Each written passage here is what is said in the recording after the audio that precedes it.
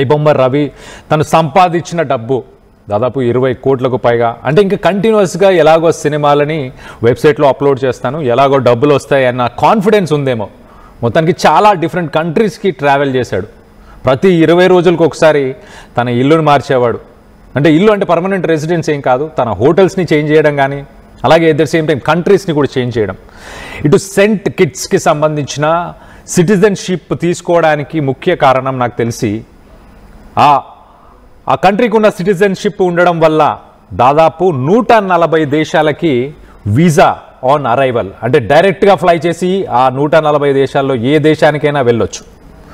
అంత powerful passport కాబట్టే దానికి కూడా $1 లక్ష నుంచి $5 లక్షల ఖచ్చితంగా ఖర్చు పెట్టుంటాడు. ఇదంతా ఒక సినిమాటిక్గా ఒక సినిమాలో ఒక లీడ్ రోలో ఒక క్యారెక్టర్ చేసే పనుల్లాగా అనిపిస్తుందా? ఎస్, ఎగ్జాక్ట్లీ అంతే ప్రాపర్ ప్లానింగ్తో పాటు ఐబొమ్మ రవి ఇవన్నీ చేసినట్టు చాలా క్లియర్గా తెలుస్తుంది. ఎలాగో దొరకను అన్న ఉద్దేశం ఒకటి, అలాగే టెక్నాలజీ మీద అవగాహన. ఈ కంట్రీకి సంబంధించిన సిటిజన్షిప్ తీసుకుంటే ఎప్పుడైనా ఫ్లైట్ ఎక్కి ఏ దేశానికైనా వెళ్ళొచ్చు అన్న knowledge. At the same time తన పర్సనల్ అకౌంట్లో ఒక 3.5 కోట్ల బ్యాలెన్స్ కూడా ఉందంటే అర్థం చేసుకోండి. సో అంత మనీని కూడా డైరెక్ట్గా అకౌంట్లో మెయింటైన్ చేస్తున్నాడు. మన ఇండియన్ గవర్నమెంట్ రూల్స్ ప్రకారం ఒక అకౌంట్లో 12.75 లక్షలకు మించి ఒక సంవత్సరం మీరు అకౌంట్లో ఉంటే కనుక ఇన్కమ్ ట్యాక్స్ నుంచి నోటీసులు వస్తాయి. కానీ రవి ఏకంగా 3.5 కోట్ల డబ్బుని తన అకౌంట్లో పెట్టుకున్నాడు. ఆ కంట్రీలో సెంట్ కిట్స్కి సంబంధించిన ఆ పాస్పోర్ట్ తీసుకున్నాడు. ఆ సిటిజన్షిప్ ఉంది కాబట్టి ఎంత డబ్బు ఉన్నా తనపై ఇన్కమ్ ట్యాక్స్ రైట్స్ ఉండవు, ఏముండవు. అందుకే ఆ కంట్రీకి సంబంధించిన ఆ పాస్పోర్ట్ తీసుకున్నట్టు తెలుస్తుంది. అలాగే ఈ 20 కోట్లలో ఎక్కువ శాతం డబ్బుని తను ట్రావెల్ చేయడానికి, తను ప్రయాణించడానికి, వివిధ దేశాలకి వెళ్ళడానికి, సర్వర్స్ని మాట్లాడడానికి, మెయింటైన్ చేయడానికి, ఏదైతే ఒక నెట్వర్క్ని రన్ చేస్తున్నారో ఆ నెట్వర్క్ని రన్ చేయడానికి దాంట్లో ఉన్న నాకు తెలిసి ఆ టీం మెంబర్సా మరి ఎంప్లాయీసా అతనితో పాటు ఉన్న వాళ్ళందరికీ కూడా మరి ఈయన శాలరీస్ ప్లే చేసేవాడా లేకపోతే ఫ్రీలాన్సర్గా వాళ్ళకి ఎంతో కొంత డబ్బులు ఇచ్చేవాడా తెలియదు. కానీ మొత్తానికైతే పెద్దగా సేవింగ్స్ అయితే ఏం లేవని చెప్పుకోవచ్చు. ఒక 3.5 crores మరి పర్సనల్గా, మిగతా వాటి మీద అన్నిటి మీద ఖర్చులు పోగా 3.5 crores మాత్రం పర్సనల్ అకౌంట్లో ఉన్నట్టు తెలుస్తుంది. సో 4వ రోజు పర్సనల్ ఇన్ఫర్మేషన్ మాత్రమే రివీల్ చేశాడు. ఇటు ఐబొమ్మ నెట్వర్క్కి సంబంధించి ఎటువంటి ఇన్ఫర్మేషన్ రివీల్ చేయలేదు. సో రవికి సంబంధించి ఈ ఇష్యూలో మీరు ఐబొమ్మ రవిని సపోర్ట్ చేస్తున్నారా, పోలీసు వాళ్ళని సపోర్ట్ చేస్తున్నారా అని చెప్పి ఆర్టీవీ పెట్టిన సర్వేలో ఎక్కువ శాతం అంటే 94% మంది ఐబొమ్మ రవినే సపోర్ట్ చేస్తున్నామని చెప్తున్నారు. ఇటు సజ్జనార్ని సపోర్ట్ చేసే వాళ్ళు 6% ఉన్నారని చెప్తున్నారు. ఒకరైతే కమెంట్ చేస్తున్నారు ద ఓన్లీ కనెక్షన్ అని చెప్పేసి రవి రెంట్గా కూడా మీరు పీగలేరు అని చెప్పి. సో బుద్ధ మీద రవిని మీరు ఫోర్స్ చేసి రవి నుంచి ఇన్ఫర్మేషన్ తీసుకోలేరు, లాగలేరు, ఈ నెట్వర్క్ని షట్ డౌన్ చేయలేరు అన్న విధంగా అన్న మీనింగ్తోనే ఇటు సపోర్ట్ అయితే అలాగే సపోర్ట్తో పాటు కామెంట్స్ కూడా చేస్తున్నట్టు తెలుస్తుంది. సో మొత్తం మీద మీరేమనుకుంటున్నారు? రవి చేసిన పనిలో మీకేం కనిపిస్తుంది? పర్సనల్ ఇన్ఫర్మేషనే ఇస్తున్నాడు, పెద్దగా సేవింగ్స్ లేవు. 20 కోట్లలో 3.5 కోట్లు మాత్రమే పర్సనల్ అకౌంట్లో బ్యాంకులో ఉన్నాయి. మిగతా డబ్బంతా డిఫరెంట్ కంట్రీస్ తిరగడానికి, ఇటు స్విట్జర్లాండ్, నెదర్లాండ్స్, ఇటు థాయిలాండ్, దుబాయ్, మలేషియా, ఇలా మిడిల్ ఈస్టర్న్ కంట్రీస్, కొన్ని travel based companies, European countries, ఇలాంటి కంట్రీస్లో తిరగడానికి డబ్బు సరిపోయింది అని చెప్తున్నారు.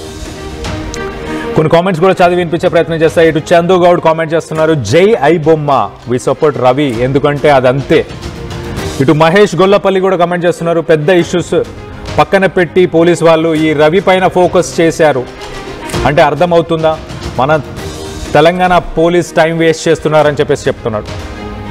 సో మొత్తం మీద ఇటు ఐబొమ్మ ఇష్యూని పోలీసులు ఎక్కువ ఫోకస్ చేస్తున్నారు అని చెప్తున్నారు కొంతమంది. మూవీ రూల్స్ దానికంటే ముందు నుంచి ఉంది, మూవీ రూల్స్ని ఎందుకు పట్టించుకోవట్లేదని చెప్తున్నారు. బెట్టింగ్ యాప్స్ని ప్రమోట్ చేసిన సెలబ్రిటీస్ ఉన్నారు, వాళ్ళ మీద కూడా ఇంత సీరియస్ యాక్షన్, ఇంత ఫాస్ట్ యాక్షన్ ఎందుకు తీసుకోలేదని వాళ్ళు కూడా క్వశ్చన్ చేస్తున్నారు మార్నింగ్ మాట్లాడినప్పుడు.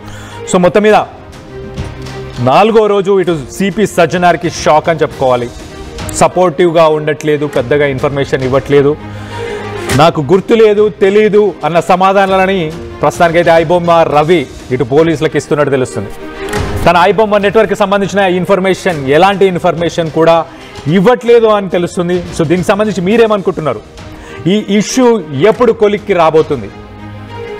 రేపు 5వ రోజు జరగబోతుంది ఇంట్రాగేషన్. మరి 5వ రోజు ఎలాంటి ఇన్ఫర్మేషన్ బయటకు వచ్చే అవకాశం ఉంది?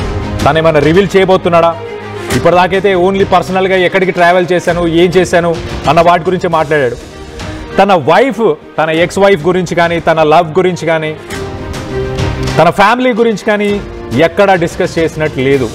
ప్రస్తుతానికి దాని మీద ఎలాంటి ఇన్ఫర్మేషన్ ప్రాపర్గా లేదు. తన ఫ్యామిలీ మెంబర్స్ కూడా దాని గురించి ఎక్కువగా మాట్లాడింది లేదు. సో దీనికి సంబంధించి మీకేమైనా ఇన్ఫర్మేషన్ ఉన్నా రవి గురించి, మీరేం ఎక్స్పెక్ట్ చేస్తున్నారు ఐబొమ్మ రవి గురించి, రవి నుంచి కానీ లేకపోతే పోలీసు నుంచి కానీ, అలాంటి విషయాలపై మీరు కింద కామెంట్ చేయండి. నేను వాటన్నిటిని చదివి వినిపించే ప్రయత్నం చేస్తాను.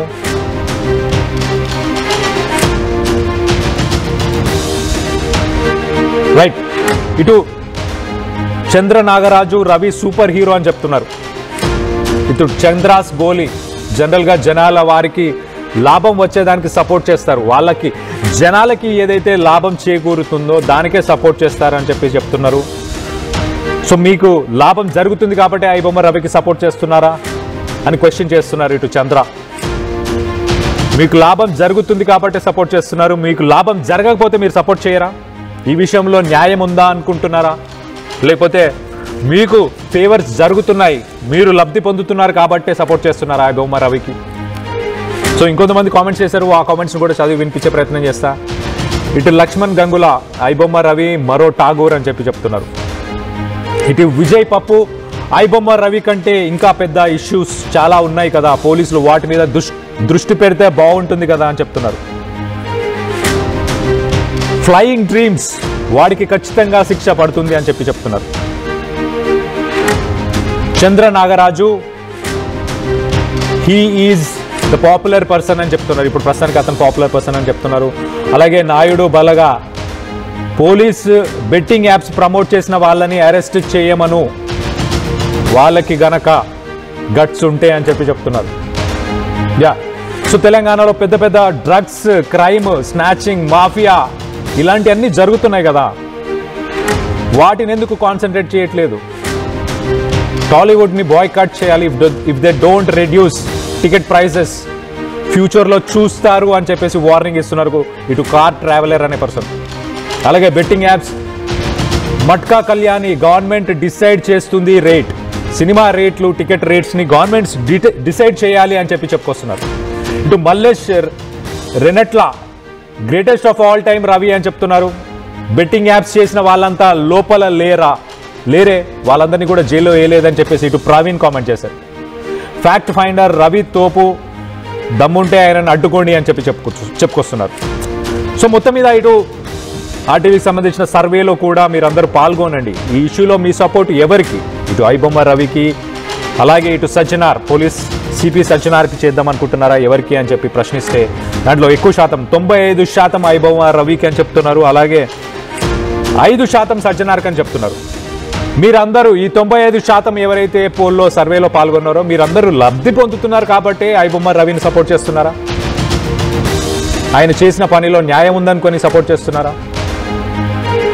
ఎందుకు సపోర్ట్ చేస్తున్నారు? ఆ విషయాన్ని కూడా కింద కమెంట్ రూపంలో తెలియపరిచే ప్రయత్నం చేయండి.